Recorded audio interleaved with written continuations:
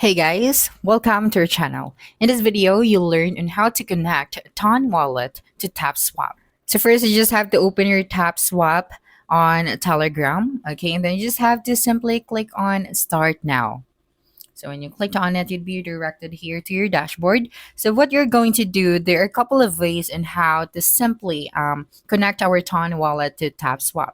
So first, you just have to go to Task, and under Task, we have Cinema, Special, Leagues, as well as Referrals.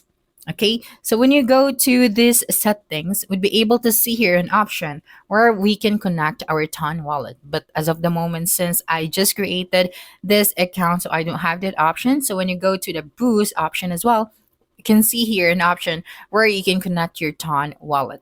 But since I just created this account, I cannot find it here. But all you have to do is to simply wait. And then when you see that option, all you have to do is to click on it. So while waiting, you just have to proceed with the free challenges to collect your coins. So that's it for this video. If you think this video helped you solve your concern, please subscribe, like this video, and leave your comment below.